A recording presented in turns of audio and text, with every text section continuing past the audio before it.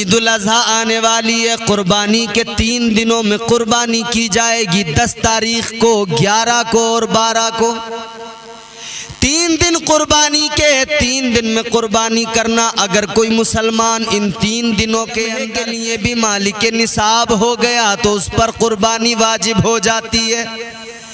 पूरे साल अगर वो मालिक निसाब नहीं था, मगर अय्यामे नहर के अंदर अगर वो एक लम्हे के लिए भी मालिक निसाब हो गया, उस पे कुर्बानी करना वाजिब हो गया। मुस्तफा करीम कुर्बानी किया करते थे। ताजदारे मदीना ने कुर्बानी की अजमत को यूं भी बयान फरमाया, मेरे आका ने इन 3 दिनों में रोज़ा रखना भी मना किया। शरीयत कहती है रोज़ा रखना हराम है इन 3 दिनों के अंदर। ताजदार मेरे आका ने, कायनात के इमाम ने इन 3 दिनों में कुर्बानी के गोश्त को खुद भी खाया, पसंद किया, और सहाबा भी इन 3 दिनों के अंदर कुर्बानी का गोश्त खाया करते थे। अल्लाह अकबर। गौर करो मेरे अजीजों, हमारे मुआशरे के अंदर हमने देखा है ये 3 दिन जब कुर्बानी के आते हैं, गोश्त की ज्यादती के सबब कुछ लोग कहने लगते हैं कि जी गोश्त बहुत ज्यादा है, देख देख के अब तबीयत नहीं होती खाने को, अब गोश्त को इतना देख देख के तबीयत नहीं चाहती खाने को। ना मेरे भाई, इस तरह से मुंह ना बनाना, कुर्बानी के गोश्त के बारे में कुछ ना कहना, इसलिए कि मेरे मुस्तफ़ा करीम को ये पसंद था कि कुर्बानी का गोश्त खाया जाए। पहले दिन कुर्बानी करना सबसे ज्यादा अफजल, दूसरे दिन कुर्बानी करना फिर उससे थोड़ा सा कम सवाब, तीसरे दिन कुर्बानी करना फिर उससे थोड़ा कम सवाब। कुर्बानी करो, कुर्बानी का गोश्त खाओ, मगर इतना याद रहे कि कुर्बानी के गोश्त का जो तरीका मेरे मुस्तफ़ा ने दिया है, मेरे आका ने फरमाया, मेरे मुस्तफ़ा की प्यारी शरीयत कहती है कुर्बानी के गोश्त के 3 हिस्से कर लो। 3 हिस्से करने के बाद में एक हिस्सा सदका कर दो, गरीबों में खैरात कर दो, गरीबों में बांट दो, एक हिस्सा अपने रिश्तेदारों में बांट दो, और फिर एक हिस्सा अपने लिए रख लो, एक हिस्सा अपने लिए रख लो मेरे अजीजों। मगर आज हमने मुआशरे में क्या देखा है, हम क्या देख रहे हैं? अल्लाह ताला के प्यारे रसूल की तालीम तो ये है गरीबों मिस्कीनों को खिलाओ, गरीबों मिस्कीनों में बांट दो, अपने रिश्तेदारों में बांट दो। मगर हम क्या करते हैं, 10 दिन तक अपनी फ्रिज में स्टोर करके रख दिया करते हैं, 15-15 दिन के लिए अपनी फ्रिज में स्टोर करके रख दिया करते हैं। इतना हमें जो है जरा सा भी ख्याल नहीं रहता कि हमने कुर्बानी की है तो गरीबों को भी इस बहाने से मिल जाए, गरीबों को भी इस मौके पर गोश्त मिल जाए। अरे तुम्हें अल्लाह ने दौलत दी है, माल दिया है, अल्लाह ताला ने मालो दौलत से नवाजा है, तुझको अल्लाह ने नवाजा है, तू पूरे साल खरीद के भी खा लेता है, तू हर तरह से खा लेता है, मगर उन गरीबों को देख लिया कर जो कुर्बानी के दिनों में तेरे मेरे देने की वजह से ही गोश्त खा लिया करते हैं। उन गरीबों के बच्चे मुंतजिर रहते कुर्बानी में, हमारे पड़ोसी, हमारे महल्ले वाले, हमारे गांव वाले हमें गोश्त ला कर देंगे, हम पका कर खाएंगे। क्या कभी तुमने सोचा है तुम्हारे घर के अंदर तो 10 तरह के पकवान तैयार हो रहे हैं, मगर गरीब के बच्चे उस मौके पर भी इंतजार करते रह जाते हैं कोई गोश्त ला कर देगा। और कुछ गोश्त बांटने वाले ऐसे हैं जो रस्मन 2-2, 4-4 बोटियां तकसीम कर देते हैं। खुदा के लिए इतना तो दिया करो कि गरीब के बच्चे कुछ खा लिया करें, इतना तो दिया करो। और मेरा अपना मानना, और मेरा अपना नहीं बल्कि सूफिया का तरीका तो ये है, गोश्त भी गरीबों में दो, शरीयत कहती है एक हिस्सा मिस्कीनों को बांट दो, गोश्त भी दो, और अल्लाह ने तौफीक दी है, नवाजा है तो इतना भी करो कि उसके साथ साथ ये भी देखो कि गोश्त तो दे दिया, अब इसके पकाने के लिए इसके पास में बाकी चीजें भी हैं या नहीं हैं। अगर नहीं है तो तुम उसको थोड़ी सी कुछ चीजें भी दे दिया करो, थोड़े मसाले भी दे दिया करो, ताकि वो गरीब बनाकर खा सके आसानी से। अल्लाह अकबर। मगर हमने देखा है बाज ऐसे भी लोग हैं जो ईद कुर्बानी का गोश्त रखते हैं, मुहर्रम तक खाया करते हैं। बकरीद के गोश्त में मुहर्रम का हलीम तैयार किया जा रहा है। फ्रिज में स्टोर करके रख दिया। खुदा के बंदे, तूने जाना नहीं इस्लाम का मिजाज क्या है, तू समझा नहीं मेरे मुस्तफ़ा की तालीम क्या है। तो स्टोर करके रहता है। इस्लाम कहता है गरीबों को खिलाओ, इस्लाम कहता है गरीबों का ख्याल करो, बांटो, तकसीम करो।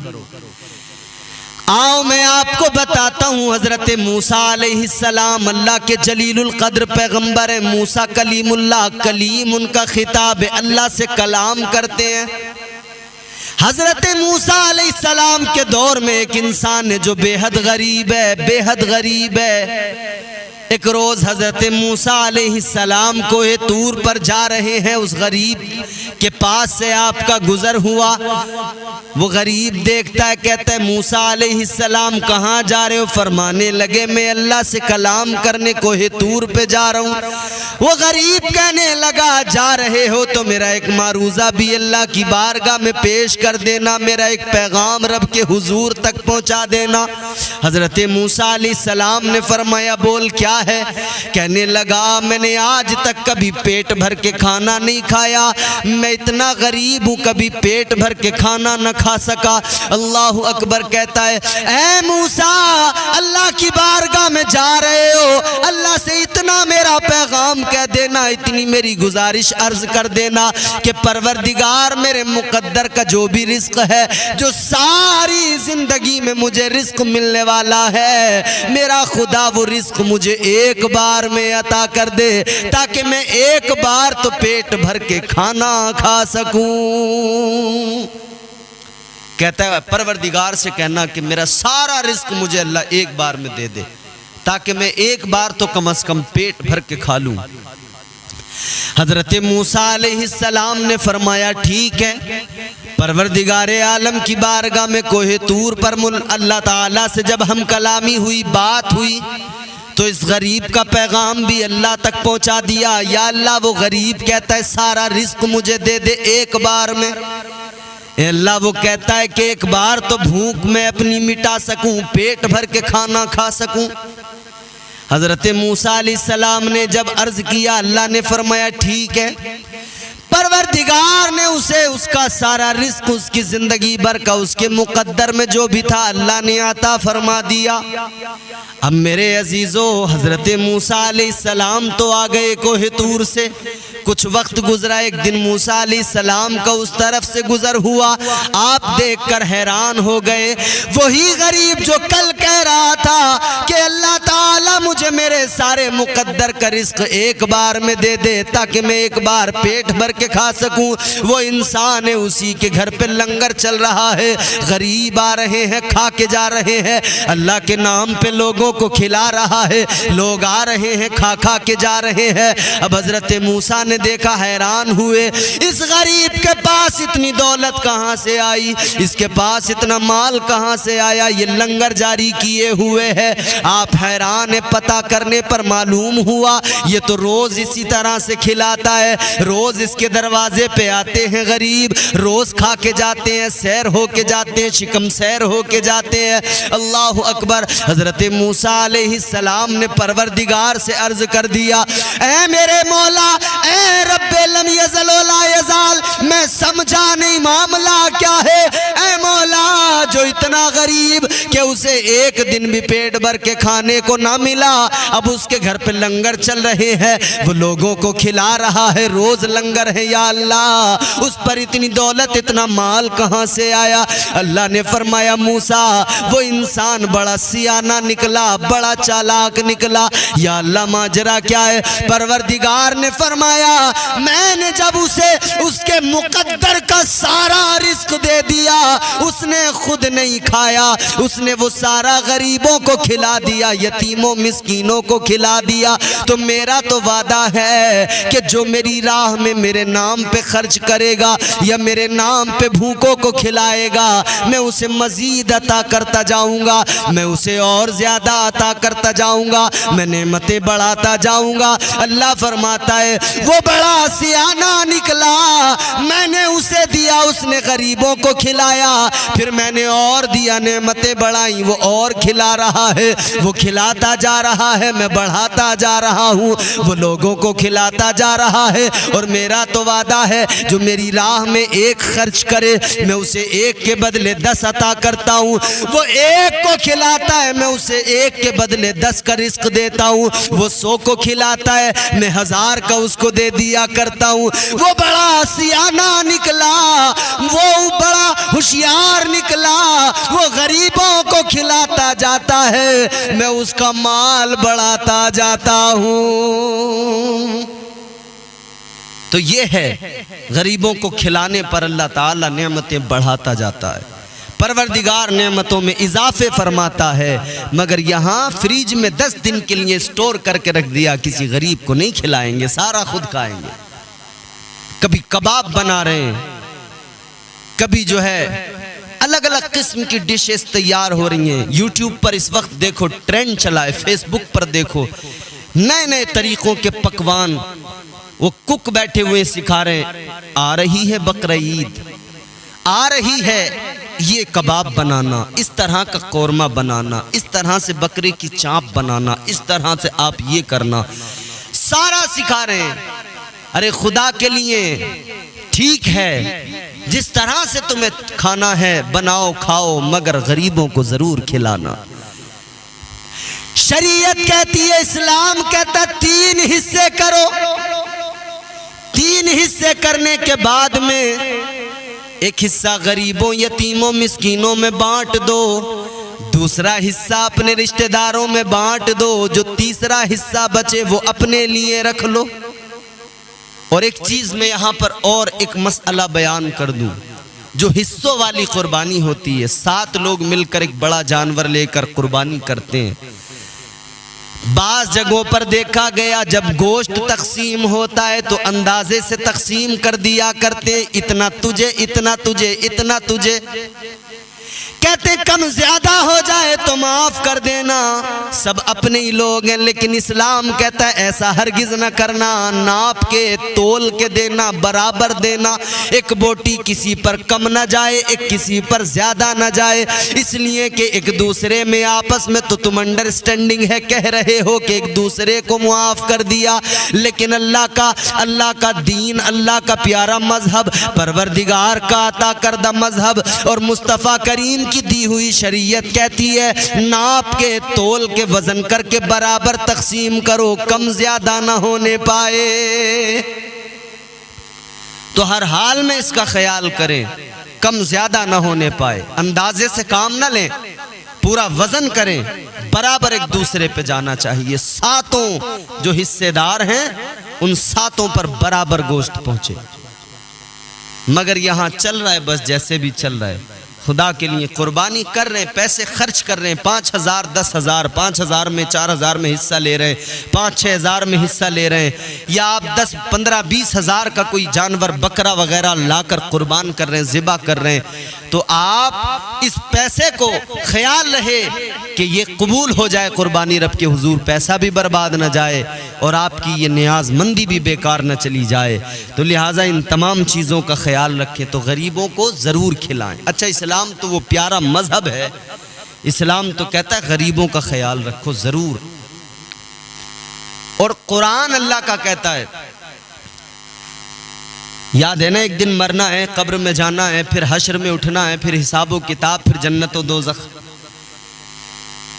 ऐ लोगों सुनो, जब मैदान महशर में जन्नत और दोज़ख का फैसला हो जाएगा, जन्नती जन्नत में, दोज़खी दोज़ख में चले जाएंगे, दोज़खी दोज़ख के अंदर होंगे, जन्नती जन्नत के अंदर होंगे। एक ऐसा मकाम होगा जहां पर दोनों आपस में बातें कर सकें।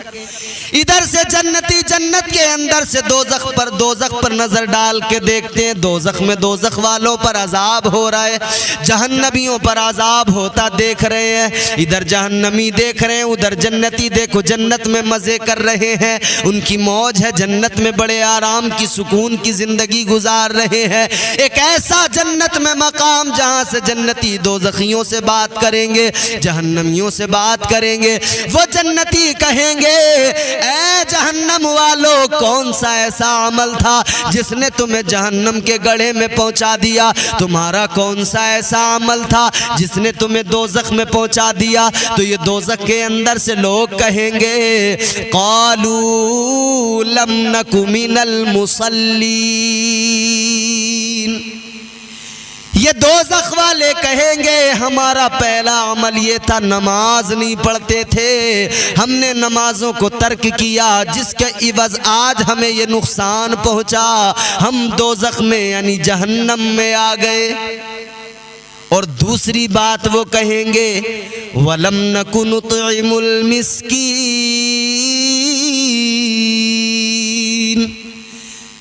वो दोज़ख वाले कहेंगे दूसरा अमल हमारा ये था, हम यतीमों मिस्कीनों को ख्याल नहीं करते थे, यतीमों मिस्कीनों पर हमने कभी रहम नहीं किया, उन्हें खिलाते पिलाते नहीं थे, उनका ख्याल नहीं करते थे। गरीबों यतीमों मिस्कीनों का ख्याल ना करने वालों गौर करो, दोज़ख में दोज़खी कह रहे हैं वलम नकु नुतइमुल मिस्कीन। और मिस्कीनों के ताल्लुक़ से, यतीमों के, गरीबों के ताल्लुक़ से तो कुरान में मुतअद्दिद मकामात पर अल्लाह ने फरमाया। परवरदिगार आलम का कुरान कहता है अराअयतल्लज़ी युकज़्ज़िबु बिद्दीन फ़ज़ालिकल्लज़ी यदउल यतीम वला यहुद्दु अला तआमिल मिस्कीन।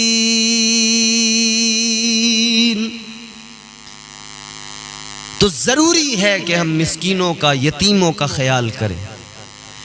ईद का दिन आता है, क्या हम देखते नहीं है? सारे के सारे देखकर अनदेखा कर दिया करते हैं। ईद के मौके पर हमारे घरों में शॉपिंग बड़ी होती है, महंगे महंगे कपड़े हमारे बच्चे खरीद के लाते हैं, पहनते हैं, मगर गरीबों के बच्चों को देखा गया ईद के दिन ईदगाह के रास्ते पर खड़े हो जाते हैं। कोई सुरमा बेच रहा है, कोई गुब्बारे बेच रहा है, कोई बच्चों के खिलौने बेच रहा है।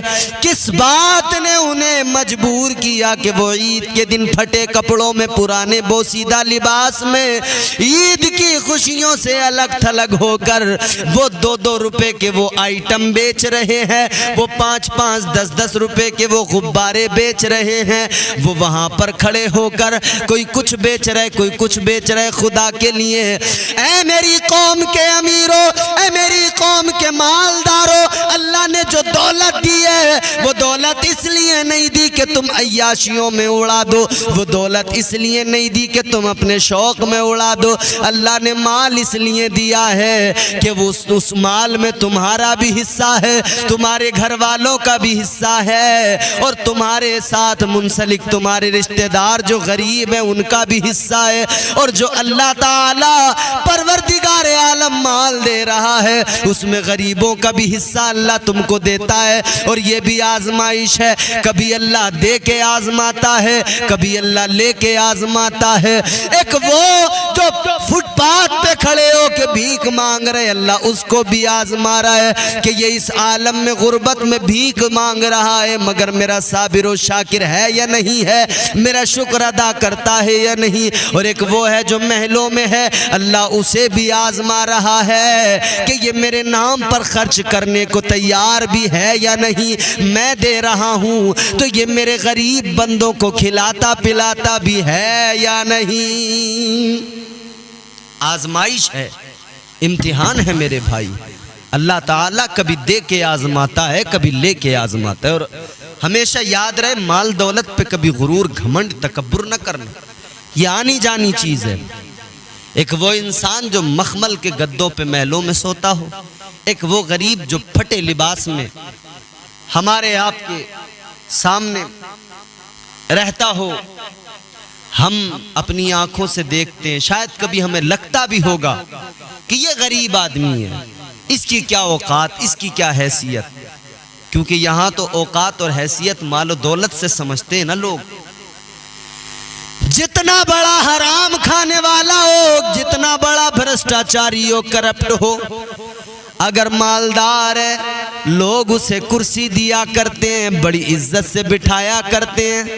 लेकिन गरीब हो, जिस्म पे फटा पुराना लिबास हो, चाहे जितना ज्यादा परहेजगार हो, लोग उसको जो है मुंह लगाने को तैयार नहीं होते।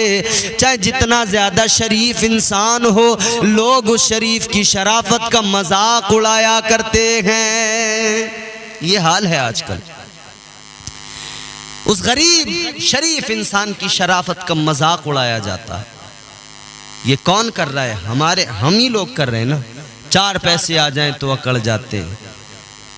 मगर याद रखना, कभी किसी को दौलत की बुनियाद पर, मालदारी की बुनियाद पर उसके वकार को और उसके स्टेटस को नहीं जांचना परखना इस तरह से नहीं है, बल्कि पैमाना दूसरा है।